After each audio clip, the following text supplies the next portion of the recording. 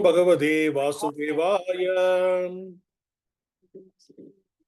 Om Namo Bhagavate Vasudevaya. Om Namo Bhagavate Vasudevaya. Nārayanam Namaskrityam Naranjaiva Narottamam Devin Saraswatin Vyasam Tato Jayamudiraye Ashtaprayeshva Bhadreshu Nityam Bhagavata Sevayam Bhagavate Uttamasloke Bhagavate Uttamasloke Pattin Bharati Nicety Krishnaya Vasudevaya Krishnaya Vasudevaya Devaki Nandanaya Cha Devaki Nandana Nandagopa Kumaraya Nandagopa Kumaraya Govindaya Namo Namah. Govindaya Namo Namah. Hare Krishna, welcome all the devotees for the morning Srimad Bhagavatam discussion. Today we are going to discuss Srimad Bhagavatam, Canto 2, Chapter 5, text number 24. The canto name is The Cosmic Manifestation and the chapter name is The Cause of All Causes. Please repeat the sloka behind me. So haṅkāra iti prokto. So haṅkāra iti vikurvan samabhūt tridhā. vikurvan samabhūt vaikārikas taijasaś vaikārikas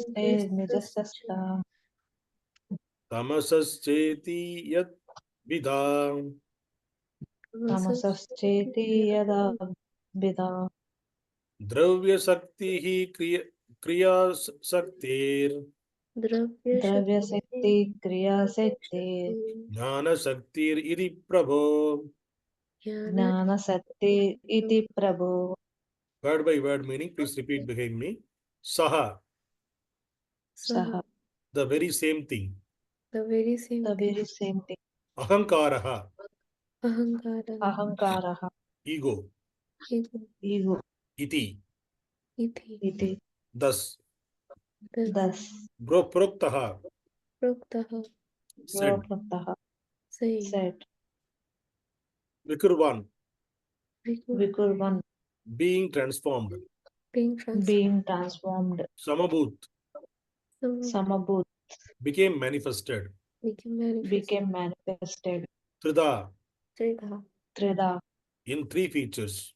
in three features. Vaikārikaha, Vaikārikas, in the mode of goodness. in the mode of goodness. Taijasaś, Taijasaś, in the mode of passion. in the mode of passion.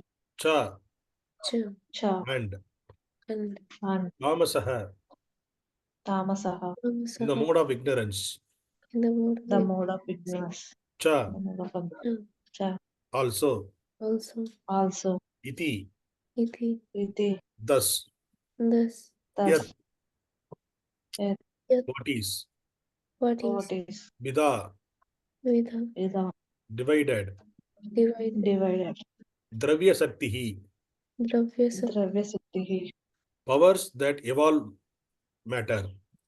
powers that evolve matter.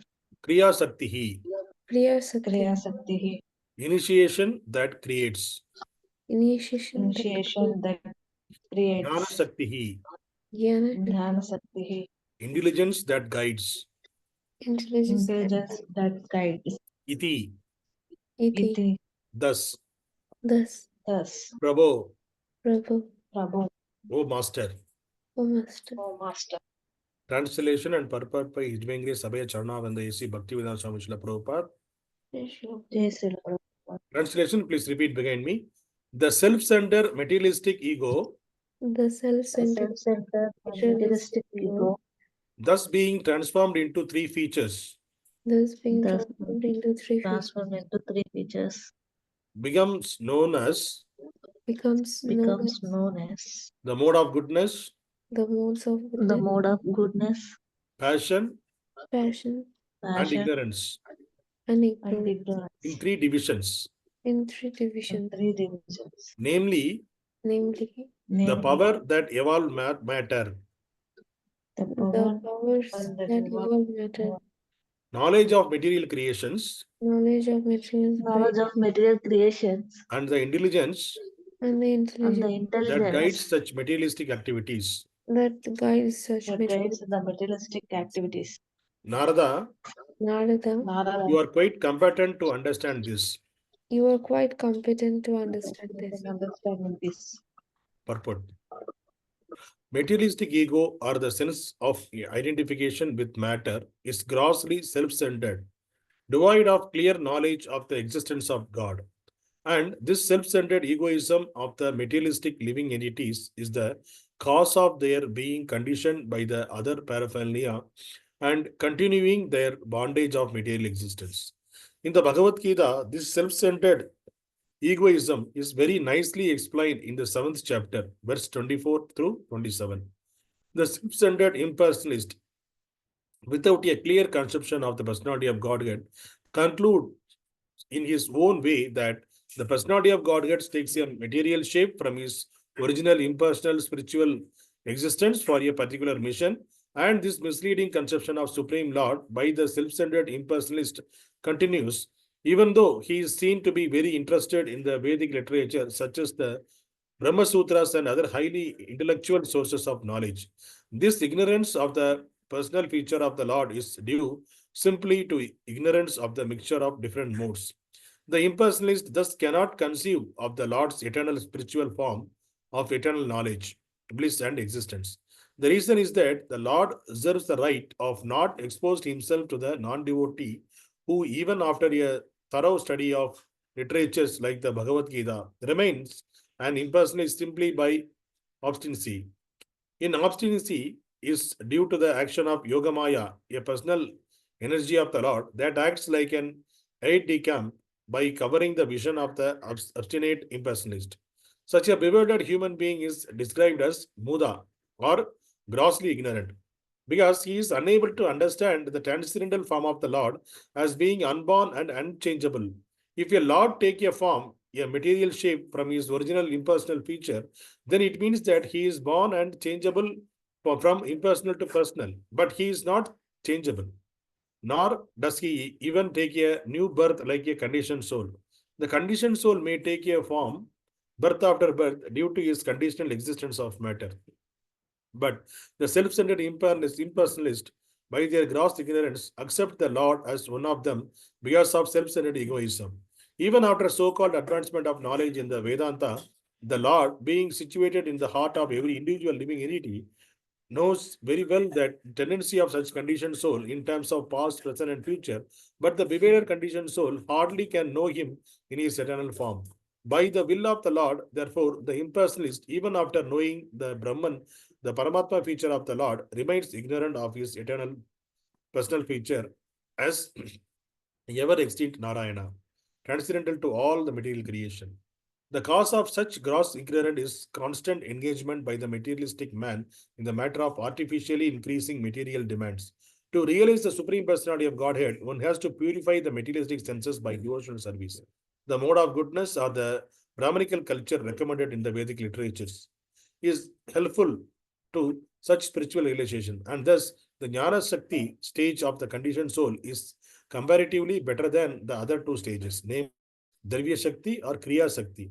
The whole material civilization is manifested by a huge accumulation of materials, or in other words, raw materials for industrial purpose, and the industrial enterprise, kriyā-śaktir, are all due to gross ignorance of spiritual life. In order to rectify this great anomaly of materialistic civilization based on the principles of dravya-śaktiḥ and kriyā-śaktir, one has to adopt the process of devotional service of the Lord by adoption of the principles of karma yoga mentioned in Bhagavad-gītā 9.27 as follows. Yat karoshi yat asnasi yat jugasi tadatiyas yat tapasyasi kaunteya tat kureshva mat tarpanam O son of Kundi, all that you do, all that you eat, all that you offer and give away, as well as all austerities that you may perform, should be done as the offering unto me. Hare Krishna.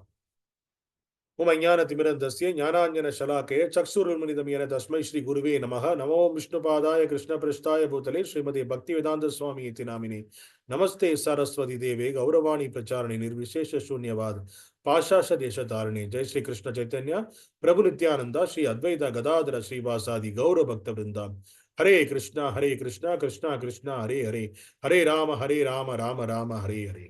Hare Krishna.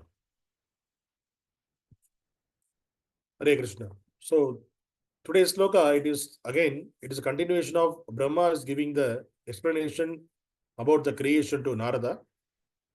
So yesterday we discussed about the previous sloka, we discussed about the three modes of nature and how the three modes of nature evolve. So that is how it is transformed. What is the base of the transformation? It is because of the self-centered materialistic ego. So the ego, the false ego, which is transforming into the three modes of material nature: goodness, passion, and ignorance, in the three divisions. So this is the way Brahma is explaining.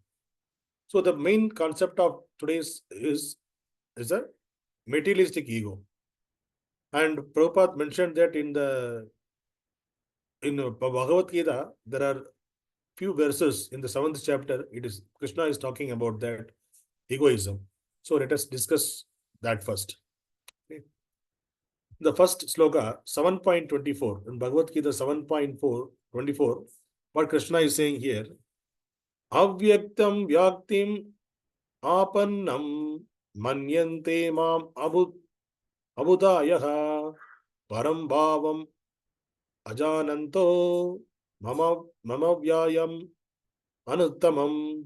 So here Krishna, the meaning, what is the meaning of this sloka is: unintelligent men who do not know me perfectly think that I, the Supreme Personality of Godhead Krishna, was impersonal before and have now assumed this personality.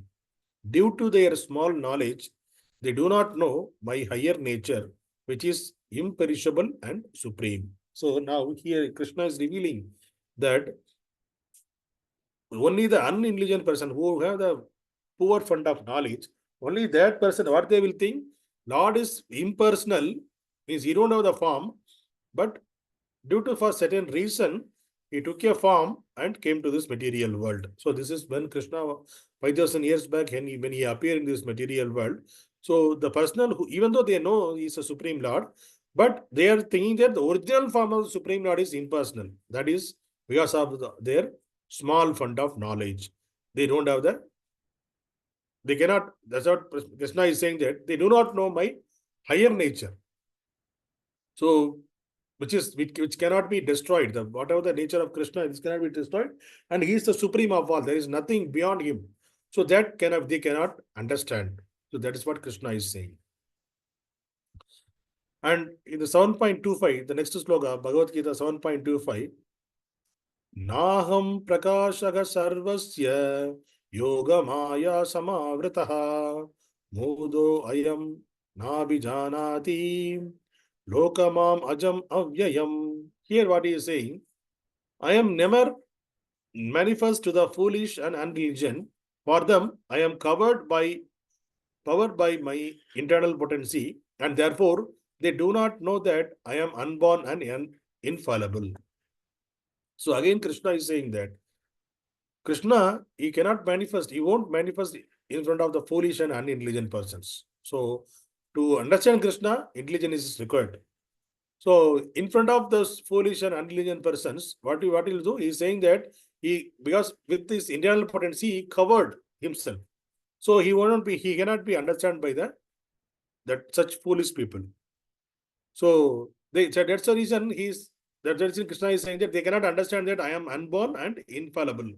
So that they cannot understand at any point of time. And in other part of the Bhagavad-gītā, Krishna is saying that Bhaktya mam abhijanadi. So only the pure devotees of the Lord can understand me. Only the devotees of my devotees can understand me. No, without devotion, nobody can understand the Supreme Lord. So that is very clear. Yes, Lord himself is giving that statement in Bhagavad-gītā. That is the reason it is absolute truth. Absolute truth means it is the past, in the present, and the future. It cannot be changed. But through devotion only we can understand Krishna. And in 7.26 Bhagavad-gītā, Krishna, what he is saying here, Vedāham samatitani vartamanani cha arjuna bhavishyani cha bhutani mam tu veda na kaśchana. So Krishna is saying, oh Arjuna, as the Supreme Personality of Godhead, I know everything that has happened in the past, all that is happening in the present, and all things that are yet to come. I also know all living entities, but me, no one knows. So here, again, is a strong statement Krishna is saying. They're telling that Krishna knows what is the present, what is the past, and what is the future. What is going to happen. He knows everything. And I also know all living entities, but me, no one knows. So he is saying that he knows all the living entities, even from the small virus, amoeba or virus. It is a one cell living entity. From that, it is the higher, the topmost living entity, Brahma. He know everything, but me, no one knows. But Krishna, nobody knows Krishna. So that was his explaining. So even Brahma also not much have knowledge about Krishna. That's what we saw the Brahma Vimohan Leela. In that, Brahma also bewildered by the appearance of Krishna in the Vrindavana as a cowherd boy. So that also Brahma went and he tested, he wanted to test that whether it's a Supreme Lord or not. He tested and finally he came to know, then he surrendered to Krishna. So that is the way even Brahma also bewildered. He cannot also understand because Brahma is affected by the mode of passion. So the three modes, the mode of goodness, mode of passion, and mode of ignorance. Brahma because of the mode of passion, he was doing all the activities. All the creation is happening because of the mode of passion. So since he is a representative of the mode of passion, he cannot understand because he is also controlled by these three modes. So he cannot understand whether it's a Supreme Lord or not. So because this is the way we are in this material world. So one of the saintly person, he told, this entire cosmic manifestation, if you take entire cosmic manifestation, if it is all the creation, all this only the material world, if you how it is specified in the scriptures, and also our scientists are saying, if you imagine that this earth, whatever we are living in this earth, the earth is only a small piece of dust. So if you take a sand, one handful of sand, if you take one particle of the sand, how much it will be? So that much, what is the value of that small piece of sand? So that much size only the earth when it is compared to this entire material world. So in the entire material creation, so the earth size is only that much. Very, very, very, very, very insignificant. It is kind of only a small piece of mud. Within that mud, 70% are water. Within that small piece of mud, if you can consider 70% are water, only 30% is the land. In the 30% land, we divided 7 continents. In that, we divided states, countries, states, and the country's district, village, city. Within that, we have one house. Within that, we have in one room, we are there. Within that, in room, one part of the room is sitting only the small place. So even we are higher than the amoeba or virus, but our entire earth is only a small particle, but our position is within that, our position is very, very, very, very, very, very insignificant. But Krishna is saying that I know all the living entities. Even we are insignificant, but he knows all the living entities. So by the will of the Lord, everything is happening. Whatever it is happening, it is because by the will of the Lord it is happening. So it is foolishness. It is a less intelligent than going to the temple and ask the God, God, I want this, I want that. So suppose if for example, one of the lecture I heard that the Prabhu told that if you are from childhood, your father and mother take care of you. Whatever you need, okay, this is now my son or daughter, they're going to school. This is the age to go to school. I'm getting in let them go to the school, and now he is hungry, and let them feed some prasadam, and he wanted to sleep, let me make him sleep. So whenever we feel something without we are asking, without we are telling, they used to give us. And dresses, okay, dresses also they will, okay, now it's a small dress, it's become tight, get the new dress, get a chappal, all the things without asking they give. So one fine day when we become elder, when we are studying the 10th, more than 10th standard, 11th standard, 12th standard, we'll go to our parents. Okay, hey, why don't you understand? I'm feeling hungry. Give me the prasadam. And don't you see my dress? Give me the dress. Why you're not giving that? Giving me the dresses. I want that dress. I want this dress. So the parents, they will think that, see, when you are not knowing who are you, in this anyway, we are not in the grass way, we don't know who are you till now, who are we, but still, at least in the materialistic way, in the mundane way, when a small baby, they don't know what they are, who is the parents, they don't know anything. What is parents, what is relatives, what they are doing with us, they don't know. But in that stage itself, the parents are taking care of us nicely. And in the bigger, once we getting the intelligence, once we become a youth, then we are thinking that these parents are not giving to me, we have to ask. So they are started asking. But the parents know what to give and what not to give. Then we will ask, I want a bike, I want a mobile, everything we will ask. Then immediately the parents, what they will think, which is necessary for you and which is their capacity, only they will give. The similar way, Lord also in the similar way. So for Lord, we are always like a small baby only. Because we don't know anything in this material world. We just born in this material world, but we are trying to lord it over here. See, we don't know. We know that what is our origin, what is our destination, we don't know. We are thinking that we come over here. No, we are let me enjoy here. Like that, we are asking. Then even though you have a little faith on the Lord, then what we are doing, we are going to a temple and we are asking, I want this, I want that, I want that. Everything we are asking, I want. But we forget that is a Supreme Lord is with us. Anadikala means very millions of years he is with us. He knows our nature, how many body we change, everything he has the knowledge. But we don't have the knowledge. We have the knowledge of this body, the current life only we know. But Lord knows our past, Lord knows our present, Lord knows our future. He knows everything, all the three he knows. Then whatever is required, definitely he will give. That faith we should have in the Lord. So we don't want it to end the pure devotee of the Lord. If you want it to be a devotion, yeah, if it is a real, what is a real devotion in the sense? Not asking anything from the Lord. That is the real devotion. We should not ask anything from the Lord. It is not necessary to ask anything from the Lord, because Lord knows what to give and what time. So we just need to want that. We can, the pure devotee, what they will think, what they will ask, how can I serve you, the Lord? So that is the only way, what is the only thing they will ask. They won't ask anything else. How can I serve you? So there is a pastime of Andal. So the Andal, she used to prepare the sweet rice for the Lord. So the milk, on the rice with the milk and the more sweet is a kind of a nectar. So she used to prepare and she used to offer to the Lord. And more she used to offer. Then Lord got pleased with the service of Andal. Andal, she's a great devotee of the Lord in the South India. She was this past time happened in Tamil Nadu.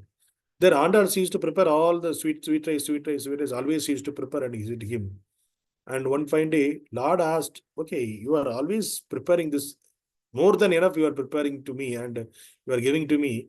Okay, what else? What I can do for you? What you want? He asked the Andal. What Andal replied, Prabhu, give me the blessing. I can prepare more and give it to you. Like that she asked. So that is the mood of this pure devotee of the Lord. So they will try to get a chance. How can I serve the Lord? What are the ways I can serve the Lord? Because our position is that we are the servants. We are not the Lord is not a servant. Lord is going to give us whatever we are ordering, whatever we are asking. No, it's not the case. How can we serve the Lord? That is the mood of a pure devotee. That is our real position. So Andal asked that, okay, if you are Batal, let me bless me so that I can prepare more and I can serve you. The same sweet rice prasad. Then Lord, there is no other way. So Lord also blessed her. Then again, after some time, Lord asked again. Again, she is asking asked the same prediction. Okay, give me the blessing. I can serve more. And Lord also, finally, Lord also give up that. Okay, I cannot do anything. He surrendered to this devotee because the service, the level of service the devotees, the pure devotees are doing to the Lord surrendered to the devotees. So that is the only place Lord can no need to surrender to anyone. Lord will surrender from the love the devotee shows to him. Lord is surrendered for that love. So that is the way the pure devotees. Why we are discussing all these pastimes? We also get that kind of quality. We have to admire this quality, try to adopt that quality. But what quality? We should not ask anything from the Lord. We don't want to ask anything from the Lord. Just every day we need to tell, thank you, Lord, whatever you are giving to me, whatever you gave to me, whatever you are giving to me, whatever you are going to give, everything you know.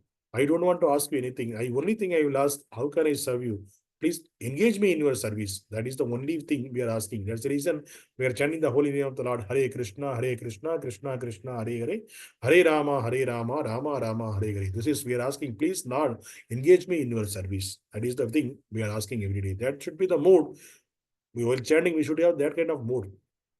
I'm chanting here, I'm asking the service from the Lord. So when service from the Lord, service is coming to you, immediately we need to pick up the service. Whatever the service, we need to pick up. So that should be a mode of a devotee. And okay, let us come to the Bhagavad-gītā 7.27. So what Krishna is saying over here.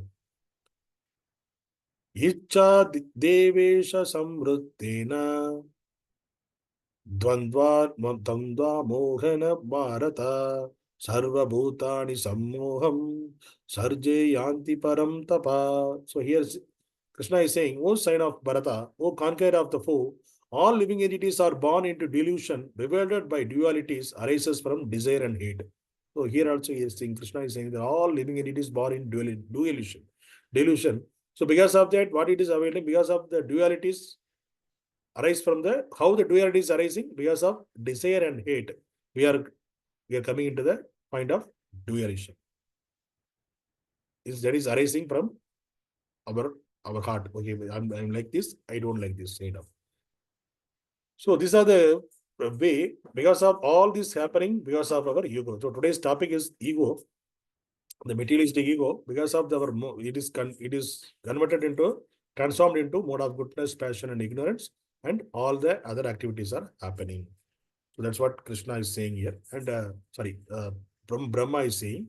So what Krishna finally, the Prabhupada put it in the Purport, is saying that, so what is the way to come out of this ego, false ego? That is the way he is giving the Bhagavad-gītā 9.27.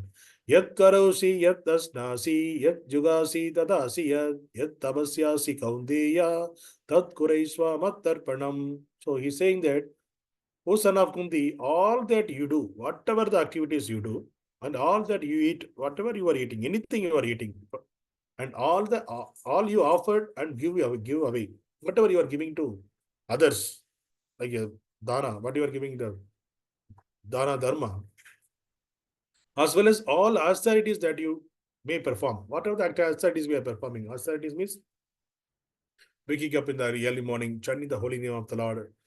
All those austerities what you are doing should be done as an offering unto me. So that we are doing that, Lord, I am doing this for you. In that way, if you schedule your life, if you take your life in that way, then what will happen? The Lord's blessing always will be with us, and we will be, our progress in bhakti, progress in devotional activities, it will increase. And the grass ego, when the false ego, it will come down. So the only thing why we are taking this devotional service is, first, why we are doing the actually the actual devotional service we are going to do the Supreme Lord in the Goloka Vrindavana. So this is what we are doing. This is a training place. The material world is a training place. So when we are coming for the training, if you are going to the school, okay, the school playground also there, the classroom also there. The entire day you playing outside, you are not getting into the class and you are not studying there, then what will happen at the final exam? You will fail on the exam because you not listen what the teacher told. What you thought?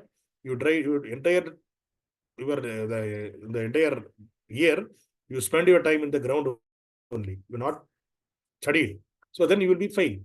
So the similar way, the birth, whatever the birth we got the both the things. We got the playground. This anti-material world is a playground as well as a schools. Like a spiritual master is there and he is having the syllabus, Bhagavad-gītā, Srimad Bhagavatam, Chaitanya Charitamrita, all the syllabus he is teaching us. If we are not ready to take and we are just want to enjoy this material world, my sense gratification I want to do, like that is like a foolish student the entire year who is playing in the playground, not listening what the teacher is saying. So that if you take that way, then what will happen? At the time of death, which is our final exam, we will fail in the exam. Again, we will remain in the same class. The similar way, we will remain in this material world again. We cannot go out of this material world.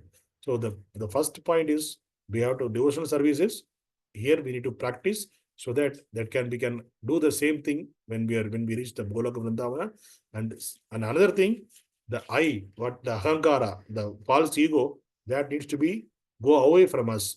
So that is also one of the reason we are doing the devotional service, because we need to understand that our position is a servant. We are a servant of the Lord. Serving is our duty. So I am servant, so I should not have any ego. So we should not see any ego along with our peers or along with other living entities. We should not. It is kind of already we saw we are very, very insignificant in this material world. Always we need to think when we are getting the haṅkāra or the false ego, then we need to think about our position. We are very, very insignificant in this material world. We know that, but the opposite person may not aware of that, unable to realize that he is insignificant. So insignificant, within insignificant, why to show our ego? So that way, if you take and if you like the Lord show as the way, surrender to him and do everything as an offer, then our life will be flourish. And we can progress in bhakti. Hare Krishna. Grandhara Srimad Bhagavatam ki Jai. Okay.